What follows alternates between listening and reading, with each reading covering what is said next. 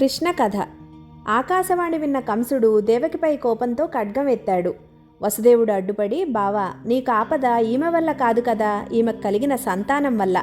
నా మాట విను, మాకు సంతానం కలిగిన వెంటనే తీసుకొచ్చి నీకు ఇచ్చేస్తాను, నన్ను నమ్ము అంటాడు. కంసుడు కొంచెం ఆలోచించి, సరే నిన్ను నమ్ముతున్నాను, నువ్వు చెప్పినట్టే నీకు సంతానం కలిగిన వెంటనే తీసుకొచ్చి నాకు ఇచ్చేయాలి, లేదంటే జాగ్రత్త అంటాడు. అలా అప్పటికి దేవకిని కాపాడుకున్నాడు వసుదేవుడు.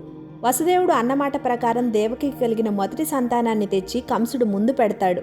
అది చూసి కంసుడు, ఎంత నిబద్ధత, అన్నమాట ప్రకారం తన బిడ్డని తెచ్చిచ్చేశాడు ఈ వసుదేవుడు. అయినా ఈ బిడ్డ వల్ల కాదు కదా నాకు కీడు, అష్టమ గర్భం కదా, వాడిని చంపితే సరిపోతుంది అని కొంచెం ఆలోచన చేసి వసుదేవుడితో అంటాడు, సరే నీ బిడ్డను నువ్వు తీసుకెళ్ళు, కానీ చెప్తున్నా విను, నీ అష్టమ సంతానం మాత్రం నాకు తెచ్చివ్వాలి, లేదంటే జాగ్రత్త, నిన్ను నమ్మి వదిలేస్తున్నాను అంటాడు. వసుదేవుడు తన బిడ్డను తీసుకుని తిరిగి వెళ్ళిపోతాడు. కంసుడు ఎలాగో వసుదేవుడు తన అష్టమ సంతానాన్ని తీసుకొచ్చి తనకిచ్చేస్తాడు, ఆ బిడ్డను తను చంపేస్తే తన ప్రాణానికి ఎలాంటి ప్రమాదమూ లేదు అని కొంచెం స్థిమితపడతాడు. ఇంతలో నారద మహర్షి హరినామ సంకీర్తన చేసుకుంటూ కంసుడి దగ్గరకు వస్తాడు. కంస, ఏంటి విశేషాలు, ఎలా ఉన్నావు అని అడుగుతాడు.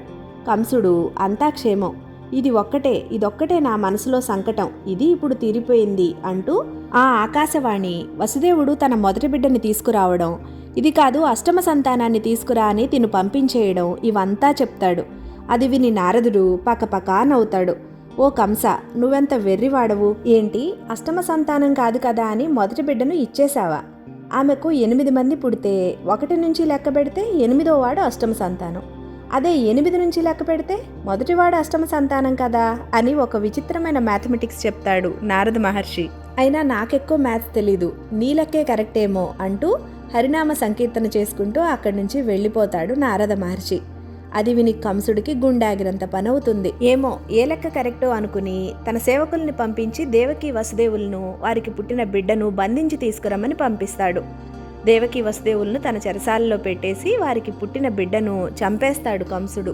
దేవకి వసుదేవులు తమ బిడ్డను పోగొట్టుకుని కంసుడి చెరసాలలో ఉంటూ ఆ శ్రీహరిని ధ్యానిస్తూ ఉంటారు. తర్వాత పిల్లలు పుడుతూ ఉంటారు.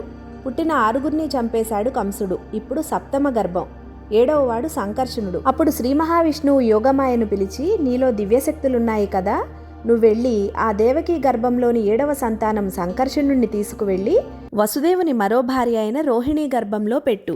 అతడే బలరాముడు. 7 అలా వెళ్ళిపోయిందని తెలియక కంసుడు 6గురే పుట్టారనుకుంటాడు. నేను 8వ వాడిగా దేవకీ గర్భంలోనికి వస్తాను. కంసుడు 7 అనుకుంటాడు, కానీ నేను 8. హరే కృష్ణ.